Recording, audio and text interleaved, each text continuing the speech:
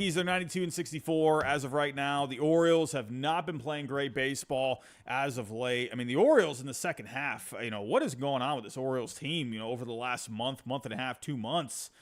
I don't know, man. The offense just is not as crisp as it was in the first half. Over the last couple of weeks, the Orioles offense is only 19th overall. They're getting pretty decent pitching for the most part. They're 12th in starting pitching and 12th in relief pitching. So, for the Orioles, they got to figure something out here. They are just chugging along. I'm a little worried about this Orioles team, right? If we're to go take a look here at the Orioles schedule for the remainder. Now, you got a big series against the Yankees this coming week. I don't think it's really going to make all that much of a difference when it comes to the American League East. They're already 6 games back here, so the AL East is pretty much done at this point. However, I will say this when it comes to the Orioles and the Yankees, right? I do think the Orioles, I'm going to predict that they come in to New York. I think they end up taking 2 out of 3 in New York, right? I'll give Clark Schmidt over Dean Kramer there in game 1.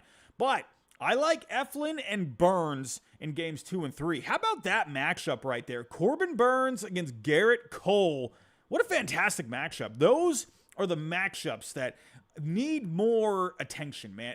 When you go back to, the late 90s, early 2000s, mid 2000s, right? When aces were, they had such a bright light on them. When you had Pedro against Clemens, that was just blockbuster, right? You had Randy Johnson against Greg Maddux, right? That was popcorn. That was theater. And listen, Corbin Burns, Garrett Cole, what a great matchup, right? I think they went at it last year, and I think those two were both just pitching gems against each other. So I'm very excited for that game there. I do expect the Orioles to take 2 out of 3, personally. And then against Minnesota, we'll talk about the Twins here in a little bit. But I do expect the Orioles here to finish strong, right? I do like Pablo Lopez in that game 1 against Cade Povich. But you know what? Albert Suarez, he's just been such an under-the-radar guy this year. He's been a good story this year.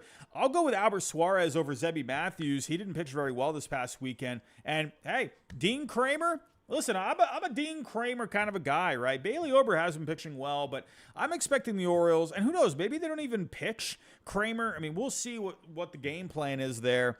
But I expect the Orioles to finish strong here. I do think they are going to end up with 90 wins. I'll go Yankees at, what did I have for the Yankees here? I'm going to go 95 and 67 for the Yankees. And then I'm going to go 90 and 72 for the Orioles. All right, so AL West, pretty much same thing here. It's pretty much done at this point. But there is a big series coming up between the Astros and the Mariners, right? There is a lot more weight on this series for the Mariners, right? A lot more weight on this for the Mariners. Now, taking a look here at the pitching matchups for this upcoming series. There's a great pitching in this series, right? You got Hunter Brown, Bryce Miller, Framber Valdez against Logan Gilbert, and Yusei Kikuchi against George Kirby. I'm going to go Mariners taking 2 out of 3 here. I think the Mariners are going to come in. They're going to get the job done. Now, ever since Dan Wilson became the manager of the Mariners, ever since Scott Servais got dismissed, the Mariners offense is ranked 3rd overall. They have completely changed things around there. They brought in Edgar Martinez. They've gone with a different game plan. The plate discipline has been a lot better there. They're just swinging at just more hittable pitches, right? They're just having better at-bats there. They're making better swing decisions. The Mariners offense looks completely different. It's night and day. Has definitely been an improvement. And combined with the pitching that they already had, right? I will go Hunter Brown over Bryce Miller. Hunter Brown has just been an absolute beast here in the second half. But I am going to go Logan Gilbert over Framber Valdez. Now, Gilbert this year, he has pitched pretty well against the Astros. Earlier in the year, he pitched 8 shutout innings against them. Other star, I think he got a no decision. But Gilbert, for the most part, has looked very strong against Houston, and he's had a great year. Now, Valdez, he's looked great too, but he has not pitched all that great against the Mariners this year, so I will go Gilbert over Valdez there. And then Kirby, Kirby has been dominating the Astros this year. Every start he's made, he has just looked amazing against them. And Kikuchi has not been bad as of late, but he's, had a couple little bumps over his last few starts. So for me, I am going to go George Kirby over Kikuchi. I do expect the Mariners to win 2 out of 3 against the Astros. That's my pick there. And then for the Astros, finishing up against Cleveland, at that point, who knows? I'll probably, my guess is that Houston, at that point, with the division pretty much locked up, they're probably going to rest some guys. I wouldn't even expect Hunter Brown to make that start. In the end, I think the Astros, they will hang on to that division. I'll go Astros. What do we got here for a record? I'll go 88-74. For the Astros and for the Mariners, right? Let's kind of finish up here with the Mariners schedule. So like I said, I have them winning 2 out of 3. And then you got Oakland here. Then you got Oakland, right? Hey, Oakland, they're done. They're now done in Oakland, right? Pretty sad. At the end of the day, I was seeing pictures. I was seeing people posting memories, on Twitter, X over the last, few days, last week or so. It's sad, right? I went to the Coliseum a couple of times. No, I went one game. I went one game back in 2006. I still remember thinking, like, man, they definitely could use a new stadium. But I can understand why Oakland fans, they love it there, right? So, it's sad times, right? But as for the Mariners, this is a series they have to sweep. They have no other choice, right? If they can sweep Houston, they need to sweep the rest of the way. Obviously that's what you would like to do, but I feel like the Mariners at this point, they have no other choice than to try and win out here. They need to try and go 6-0 over these final 6 games. I think they can sweep Oakland. I'm going to go 2 out of 3 against Houston because Houston has obviously been playing great baseball. So I will give them at least a win. I wouldn't be surprised to see the Astros win 2 out of 3. But I think that with the Mariners, they got a bit more urgency at this point. You got good matchups here with Gilbert and Kirby. So I will have the Mariners finishing 5-1 over their last 6 games. And as of right now, the Mariners are 80-76. So I'm going to have the Mariners finishing at 85-77. Will that be enough to get a wild card spot? Well, let's dive into it. Let's dive into the wild card. This is a free-for-all right now, right? Listen. I am very happy that the Detroit Tigers decided to finally turn it on, right? I was saying as we were watching the Mets and the Phillies wrap up, I came into the season and I had the Tigers winning the division. They've been a letdown all year.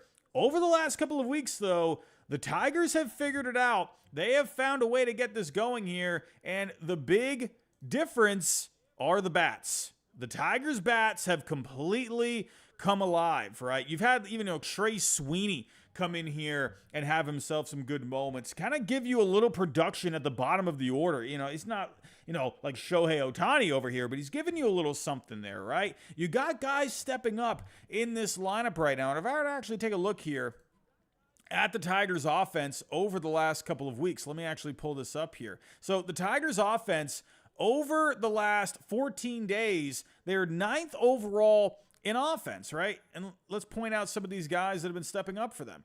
Riley Green, the bat has been looking great with him. Like I said, Trey Sweeney, he's been stepping up. Parker Meadows has been stepping up. Kerry Carpenter, Colt Keith, everyone is producing. Even Spencer Torkelson has gotten in on the action a little bit. Everyone is hitting. They're producing. That's been the biggest difference with the Tigers over the last couple of weeks. And that's why you see them have the second wild card. Every time I did power rankings, I've told you all before, I have like a bit of a formula. And the Tigers were always in the top 10 for me. They were whatever how I did the formula, it liked the Tigers, right? Because the advanced metrics, they performed very well in them, but they just weren't putting wins on the board. They had good pitching in the rotation, not just Skubal, but other guys too. Good arms in the bullpen. The advanced metrics favored the Tigers, and it's so funny because I've fallen victim to this over the last couple of years. Whenever I do power rankings, I weigh projection kind of stats pretty heavily, and I see a team like, wow, man, that team is that high, but man, that record, it's not looking good. If I put this team in this spot, everyone's going to chastise me in the chat, right? Because I'm big on the advanced metrics. And it's so funny how for so long, my formula liked the Tigers, but they just weren't winning games, right? And here they are, 82-74, 7-3 in their last 10. They're playing great baseball as of right now, man. Listen. It's Tigers team. Let's just go over it, right? Just winning a series against Baltimore, right? We talked about Baltimore a little earlier, not playing their best, but still a good team over there. So for the Tigers, their remaining schedule, they got Tampa and they got the White Sox. I do think they will take at least two out of three against the Rays. You got Skubal against Pepio. Pepio did pitch great against my Red Sox last time out, but I got Skubal taking that one because it's freaking Tarek Skubal, for crying out loud. Cater Montero, not great in his last outing against the Orioles, but hey, you got to remember, young guy. He had back-to-back outings against the Orioles. I'll give him a little bit of the benefit of the doubt, right? The Orioles had just seen him, so I think he has a good shot at bouncing back here in his start against Zach Littell. And then Reese Olson. Reese Olson, man, he's been having a good year. I feel like a lot of people don't realize, he's been having himself a pretty solid year. 21 starts, ERA at a 3.49, FIP at a 3.22. He's not, putting up devastating numbers by any means, but 8 strikeouts per 9, just under 3 walks per 9, under a home run per 9. He's been very solid this year. So I do expect the Tigers to win this series against the Rays, and then you got the White Sox. They're going to sweep that. I mean, at this point, if they go, let's say they win 2 out of 3 against the Rays, and they win the first 2 against the White Sox. That's 4-1 in their next 5 games. So that would make them 86-75. I mean, at that point, I don't think you're going to be having to worry about battling for a spot at that point. So I could see them resting Skubal instead of pitching him that last game. I will still go with a sweep over the White Sox because the White Sox have won 36 games. The White Sox might as well just pack it up, head on home. So I do have the Tigers finishing 5-1 over their last 6 games. So let's pull up the wild card. So I've already put the Orioles in 90-72. I do expect the Orioles to have that first wild card. And for the Tigers, I got them at 87-75. And can someone go back to my preseason predictions? I feel like I said the Tigers were going to go 87-75. I was at least very close to that. I know I was. Anyway, but the Tigers, they're playing great baseball. Offense has been huge. Pitching is solid. They're going to end up getting in here. I predict they will have the second wild card. Now, the Royals. Oof. What has happened to this Royals team? Goodness gracious. The Royals were, I was planning on doing a video on how the Royals have turned things around over, going back to last year. I was ready to start typing up a script for it. It was going to be a fun video. And here they are. What have they lost? 7 straight at this point? They've lost 7 straight games. What are we doing here? Now, the big problem with the Royals here. Ever since Pasquantino went down, this offense has not been great. They are still getting good pitching. They're 10th in starting pitching. They're 4th in relief pitching. But they're 26 in offense over the last 2 weeks. So again, I'll say that one more time. Over the last 2 weeks, 10th in starting pitching, 4th in relief pitching, 26 in offense. These guys are not swinging the bats. They're not getting this done. My goodness. Let's take a look here. Pulling up the Royals. I mean, Bobby Witt, I mean, we all know, hey, if it wasn't for Aaron Judge, he'd probably be winning the MVP. Kyle Isbell's been doing all right. Yuli Gurriel, remember they brought him in. He's been doing all right. Salvador Perez, fine. But, I mean, look at these guys. Tommy Pham, they brought him in. He's been struggling big time. Freddie Furman, struggling. Renfroe, struggling. Massey, Garcia. I mean, Frazier, Melendez. I mean, these guys are not doing anything. I mean, you're getting production from these guys. But look how many guys are struggling right now. This is not good. This is not good for the Royals. So taking a look at the Royals' schedule. Where is the Royals' schedule? Here we go. So they just got swept by the Giants and the Tigers. Not looking good. Now they have the Nationals. They got the Nationals coming up. You got C.J. Abrams, not on the team anymore. He went down. I'm going to touch on that real quick. I think the Nationals did the right thing. I saw a lot of people chatting about the C.J. Abrams thing. Saw a lot of people. 3 no's. I did 86-76. I was close.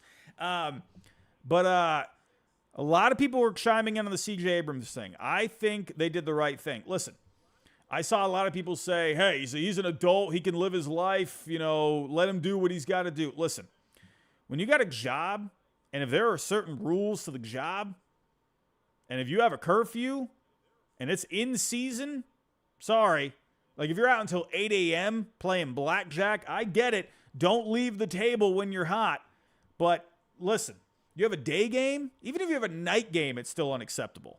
I mean, listen, for the Nationals, they're going into a competitive window here. You need to send the message that you cannot be doing that. So I saw a lot of people say, oh, whatever, he could have got a few hours of sleep and he would have been fine. No, man. No. It's not about the performance exactly with C.J. Abrams. Yeah, he could probably go out there and still play. He'll be fine. But you want to nip something like that in the butt now, because if it's something like that now, what could it turn into? There's got to be consequences for stuff like that. And if you have rules, if you got a curfew, the Cincinnati Reds? Oh, did the Reds just fire David Bell? Oh, David Bell just got fired. Oh, wow. Okay, the Reds have fired David Bell. Okay, that's some breaking news. But anyway, just touching on that real quick. No, when you got rules, if you got a curfew, you need to follow those rules, man. The Nationals did the right thing. They're not just sending a message to him, a guy they got back in the Juan Soto trade, right? That's obviously a huge piece of that trade. They're not just sending a message to him, but they're sending a message to all the other younger guys that are coming up in the organization. No, they're there to win. The Nationals want to win championships. No, you gotta be responsible off the field. No. Anyway, let's get back to this. So you got the Nationals coming up. Now, for the Royals here. For the Royals, I do expect them to win 2 out of 3 against the Nationals. You got Cole Ragans, you got Lorenzen, and you got Waka. I'm going to bank on Ragans being Ragans. He'll pick up the win there. And I'm going to go with either Lorenzen or Waka picking up a win. I would imagine, I think Waka could definitely step up. He's been having an all right year. He's been pretty solid this year. 28 starts, FIP at a 3.59. He took the L against the Giants, but he didn't pitch bad necessarily. Now, Lorenzen, on the other hand, he actually just had a rehab start not too long ago. So I will go I'll go Lorenzen probably taking the L against Hers, and I'll go Waka getting the win against Corbin. So I will go 2 out of 3 for the Royals against the Nationals. Now, we got a big one against the Braves. Now, I'm kind of getting ahead of myself a little bit. Getting ahead of myself here because I am going to be talking about the Braves at the end. But I am expecting the Braves to finish strong. I am. And you got Lugo and Ragans there. But you know what? I'm just saying, man. I like Morton. To me, big game Morton. I expect him to come up big against Singer, who has been pretty decent this year, but I'm expecting Morton turns in a good game. Someone like Grant Holmes, he's had some good moments here. And then you got Schwellenbach. I think one of these guys, I know it's Lugo and Reagan's there, but I am expecting the Braves to get 2 out of 3 in that. I know that might seem tough, but I think they'll find a way. I think they'll get it done, right? I like Schwellenbach. He's been pitching great. Sound effects should not say Holmes for the Saturday start. From what I hear on the Braves side, they're going to try and get Reynaldo Lopez one more start. So, yeah, I could definitely see them, maybe you could go with both of them, right? Have Holmes come in after him or something like that. I will go with the Braves figuring it out and winning 2 out of 3 there. I'll get to the Braves in just a little bit. So, overall, I have the Royals winning 2 out of 3 against the Nationals and losing 2 out of 3 against the Braves. So, that would be a 3-3 finish. So, that would mean that the Royals will finish 85 and 77. Let me just double check that. So, the Royals right now, 82 and 74. So, yes, I have the Royals finishing at 85 and 77. The Twins. Oh, man. The Twins. I just lost big today to my Red Sox. The Twins are free-falling right now. 81 and 75. They're 3 and 7 in the last 10. It's so funny. Go back to the beginning of the year, right? Remember when we were doing power rankings, like the first 5 episodes of power rankings? Remember how I was saying I'm tired of this Twins team being so hot and cold? And then they kind of stabilized themselves. And here they are again, right? I feel like those hot and cold teams, they tend to be that way, thinking back on it. Kind of like look at the Blue Jays from the last couple of years, right? The Blue Jays were a team when they got hot, they looked great, but when they were cold, it was just like you couldn't stay consistent. That's been the Twins this year, right? And they're hitting a cold streak at the worst time, right? Just losing to my Red Sox this weekend. 81 and 75 right now. Now, for the Twins, I will go here against the Marlins. They do have a favorable matchup here against the Marlins. I will go. It's going to be interesting, right? I've liked Bailey Ober this year. I've liked Simeon Woods Richardson this year. David Festa, on the other hand, he's been a little up and down, right? The FIP looks a lot better at a 3.92. The ERA, though, it's still a 4.80. It's like, yes, the FIP is better, but still, ERA, 4.8. All right, if we were to go to the game log here, he has been okay in his last couple of starts. I just wonder, is he going to be able to pitch deep in this game? This is going to be a must-win. I don't know. I feel like in the end, I can see, and listen, don't forget, Ryan Weathers, he has pitched okay at times this year, right? He has an ERA of 3.94. FIP is a smidge higher at 4.27. He's had a couple of bumps in the last couple of outings, but he had a run there. Go back to May and June. He was looking great. He ended up missing some time due to injuries. Oh, sorry. Yeah, he's had one start since coming back, right? So showing some rust a little bit. But let's see how he can do here against the Twins. Shook off some rust a little bit. We'll see. We'll see. But I do expect the Twins here. This is a series they should sweep it. But I feel like because of the Twins, because they've been cold, I'll go 2 out of 3 against the Marlins. 2 out of 3. I'll go that. Baltimore. I did say I think Baltimore is going to finish strong. And I actually think Baltimore will win 2 out of 3.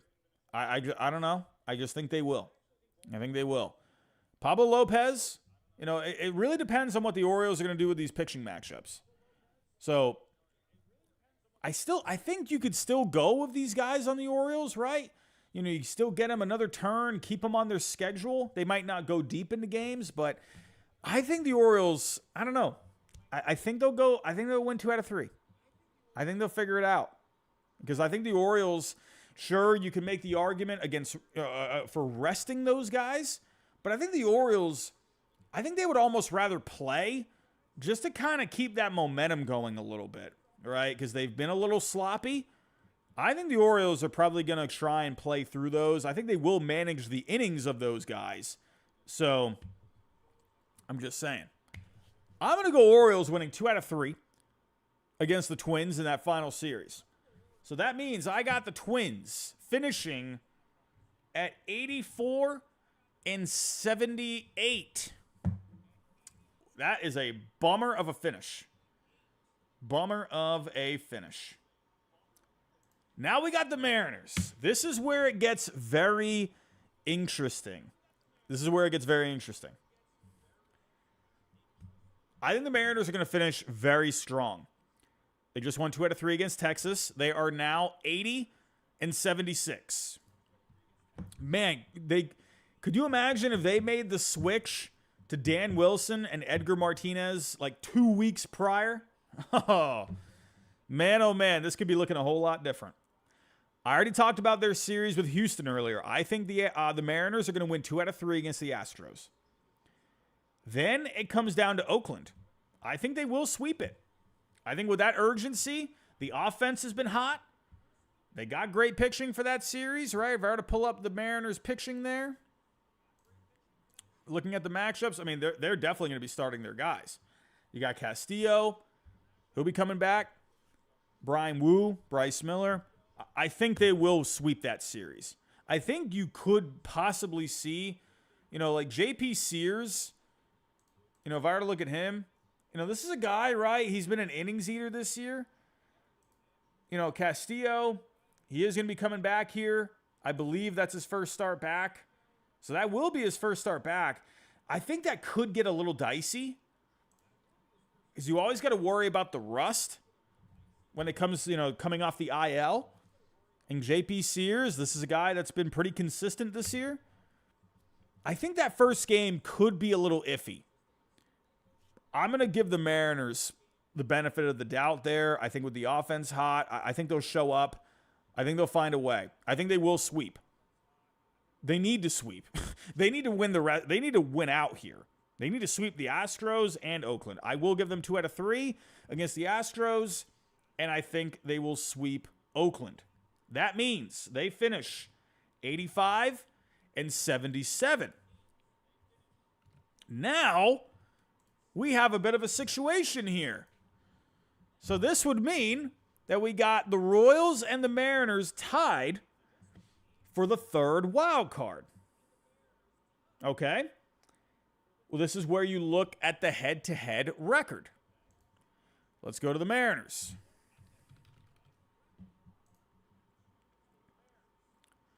Here we go. Let's just pull up their record against the Royals this year. 3-3. So if they tie the Royals, it's still going to be deadlocked here. So what do you do after this? So you have to look at the head-to-head record first. And if that's tied, then you have to look at the in-division record against how they've done against teams within their own division. And my goodness, the Royals against the Central are 33-19. They have no more games against Central opponents. The Mariners against the West are 27-19 as of right now. I have them going 5-1 against the Astros and the A's. That would mean they finish with a division record of 32-10. 32-20. That would mean the Royals, with their division record of 33-19, are a game ahead. So the Royals, in my predictions, hang on and they end up getting the third wild card. The Mariners have to win out here. They have to. I mean, let's see. If the Nationals can play spoiler, if the Nationals can pull off a series win and the Braves can pull it off 2 out of 3, then the Mariners got a shot. But if the Royals win at least one of those series, they're in the driver's seat. The Mariners would have to win out. They'd have to go 6-0. They have to sweep the Astros, and they have to sweep the A's. That, to me, is their most realistic shot at this point. So, because of those circumstances, I will go Orioles, Tigers, and Royals. But we've seen crazy finishes before. Don't let the Mariners get in, man. Listen, I'm going to say this right now. If you let the Mariners get in with that pitching and they have figured out the offense, oh boy, that is not a team you want to play in the postseason. I'm going to say that right now. I will give the Royals the go-ahead here, but the Mariners, with the way they're playing lately, they could definitely force it here. We'll see. Right now, my prediction is Orioles, Tigers, and Royals. Don't let the Mariners get in. Let's go to the wild card. So as of right now, we got the Padres. I mean, I'm not going to talk too much about the Padres and the Diamondbacks. I mean, however, what ends up happening here, the Padres, they got 3 against the Dodgers coming up. And let's actually go here. Padres schedule. Let me actually go to, here we go. Let's go to the Padres. Okay, Padres. I mean, I think they will manage the innings here. I mean, this could be interesting, that final series against the D-backs. Now, the Dodgers, I mean, they got to play here, right? Because they could be, looking at trying to hang on to that number 1 seed, right? Walker Buehler's been a little up and down. He's been having some injuries this year. It's tough, man. This is going to be a fun series. Fun series. Now, when it comes to the division, I will touch on this. When it comes to the division, they're 3 out here. They're 3 out. If they sweep this, I mean, that's interesting. I don't think they're going to sweep. I want it to happen because it's exciting. I just don't think you're going to go into LA and you're going to sweep it. Sorry, Padres fans. They're like, at the most, I'll give them 2 out of 3, right? I mean, listen, I love what these guys are doing here, right? Michael King's been solid this year. Dylan Cease has been solid. Musgrove. I mean, Michael King, what a great pickup. Everyone was like clowning on that when, people were like, oh, Michael King? That's all, everyone's so excited about Michael King, getting him back for Juan Soto. I mean, come on, he's been great. Dylan Cease, great pickup. And he had a very solid outing his last time out against the Astros. Like what he's doing. Musgrove, last time out, it was against the White Sox, but 6 shutout innings. I like what this pitching staff is doing for the Padres right now. When it comes to the Dodgers, right? Listen, I'm going to go Michael King over Landon Knack. I like Dylan Cease, too. How did Jack Flaherty do in his last start? 3 runs, 5 hits against the Marlins. I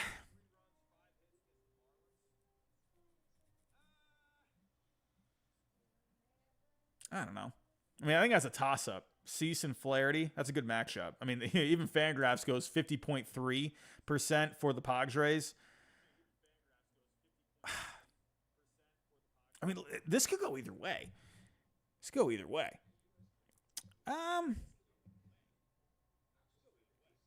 mean, they could sweep. Now that I'm looking at these matchups, I got King over Knack. I'll go Cease over Flaherty. I think you could definitely get a good start from Cease there. And then Musgrove and Buehler. How was Buehler in his last start?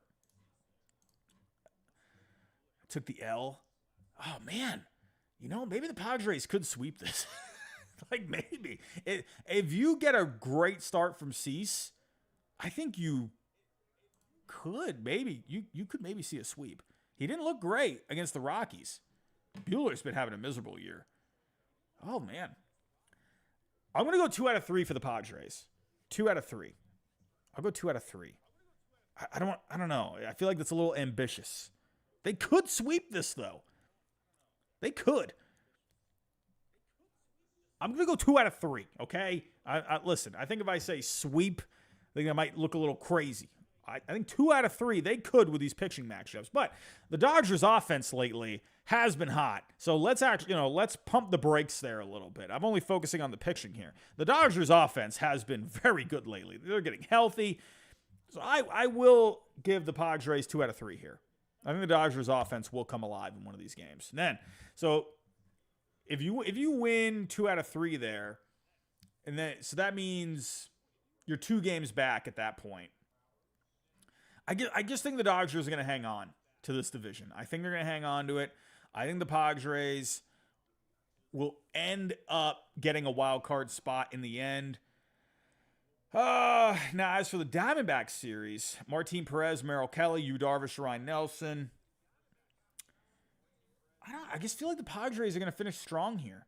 I feel like they'll finish strong. Like, Martin Perez has been pretty solid for the Padres since coming over.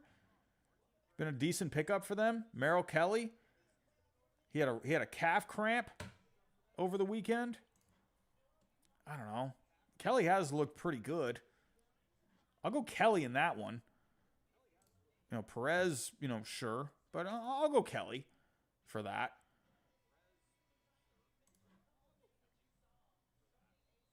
I'll go Darvish over Ryan Nelson.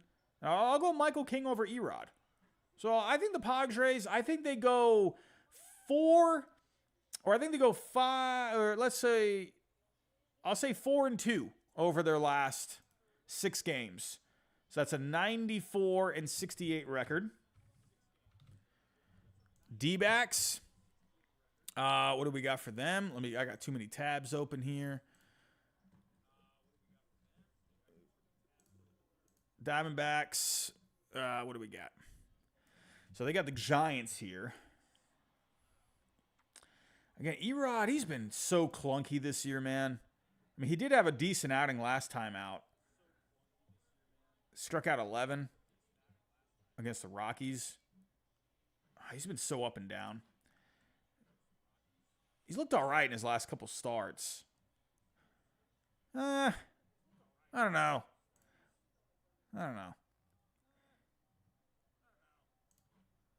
Thinking on the fly here.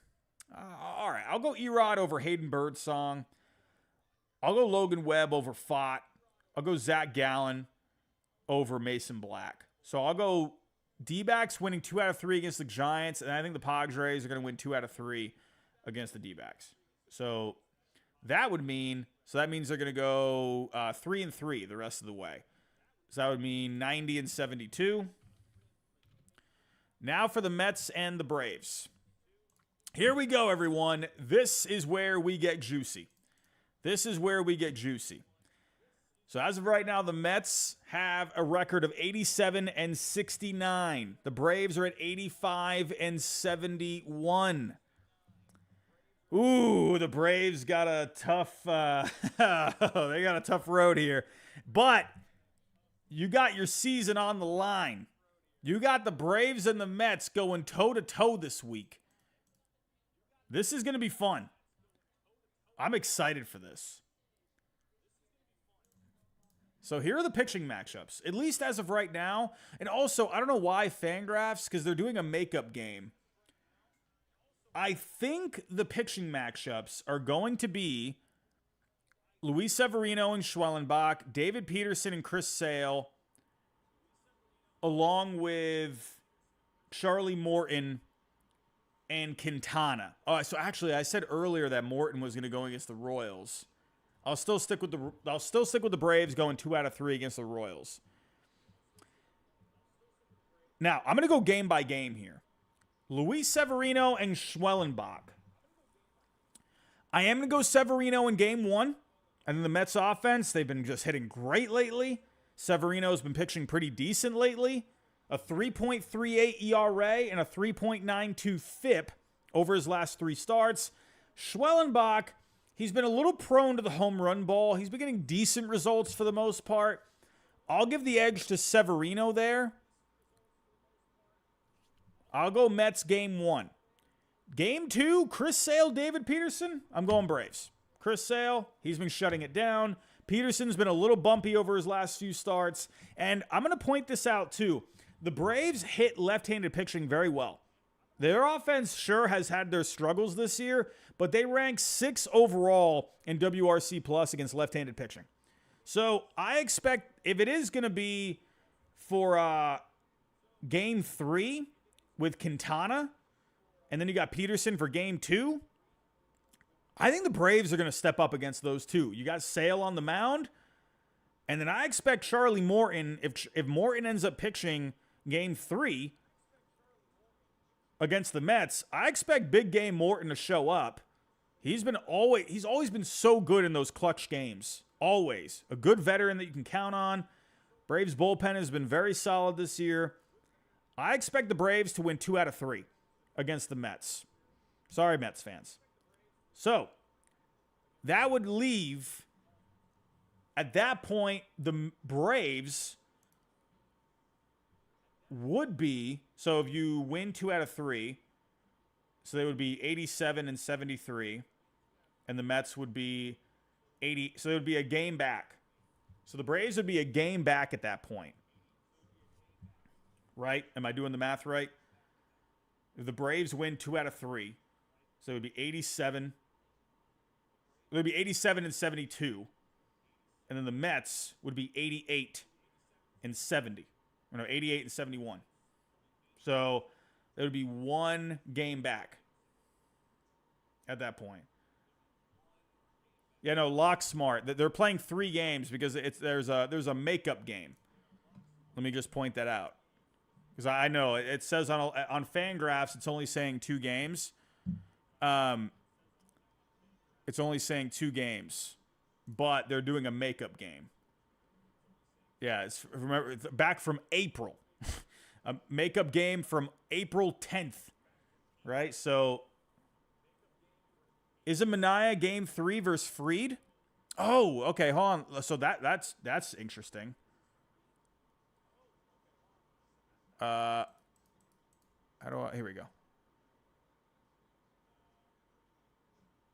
Oh, it's saying postponed. Okay, well, let's do this. Where are the probable pictures? I don't know why Fangraphs hasn't updated that yet. Braves. Here we go. Well, it's not giving anything for it. It's still saying TBD. I mean, what a matchup that would be. It would be Manaea and Fried. Well, the way it lines up, it looks like it would be Morton against Quintana. That's how it looked like it was lining up. And if we're looking here, so Manaea. Well, actually, okay. Well, when did Manaea? When was his last start? The 21st? Okay. So the 21st. And what would that date be? The 25th. Oh, no, that wouldn't be 5 days rest. Have they said it will be Fried and Manaea? Oh, okay. All right, okay, so it's been announced. I don't know why they're not putting it here. Okay, then. But I still will stick to my point here. I'll stick to my point. The Braves have hit left-handed pitching very well. I think the Braves, they'll figure it out. I think the Braves win 2 out of 3. And if you got Fried on the mound, I mean, listen, I like Fried. I like Fried. I like Manaea too. He's having a great year, but I'll go Fried there. I'll go 2 out of 3 for the Braves in that one. So that would mean going into the last series, the Braves would be 1 game out. right? Because they would gain 2, but the Mets would win 1, so they fall back a game. Do the Mets own Fried?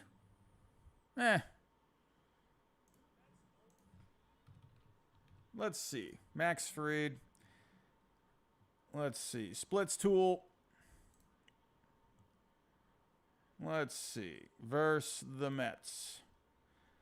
I mean, I don't know. Fried looks pretty good.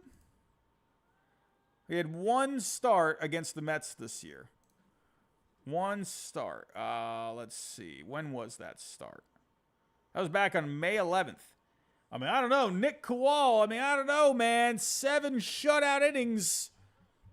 I don't know. Looks pretty good. Looks pretty good if you ask me. So here we go. 2 out of 3 for the Braves. There'll be 1 game out going into the final series. For the Mets' final series, you got Milwaukee. The Mets, I mean, I'm just saying here, you got a bit of a lucky series here because the Brewers, they've already wrapped things up. I mean, I don't know what the Brewers are going to do with their pitching matchups here, but I would think the Mets at this point against the Brewers team that's probably going to be sitting some guys. I mean, then again, I don't know what the Brewers' game plan is. If the Brewers play, for the most part, at least in the first couple of games at full strength, I think you could have some problems. How funny is that? That's also some poetry right there. David Stearns, Brewers, Mets fighting for a playoff spot. Pretty interesting. Tyler McGill has been bumpy. I could see the Brewers winning that one. But I'll go 2 out of 3 for the Mets against that, right? It just depends on, Rhea has been a guy this year. Tobias Myers, let's see how long they pitch him. Because don't forget, the Brewers are going to be in the wild card round, right? Because they'll be the 3rd seed. So the Brewers definitely have to make sure they're managing some innings here. But I think you have to go Mets 2 out of 3 for that one. So that would mean if you lose 2 out of 3 to the Braves, win 2 out of 3 against the Brewers, we go 3-3 the rest of the way. So that is 90 and 72. And for the Braves, I do have them winning 2 out of 3 against the Mets and the Royals. So that's 4-2.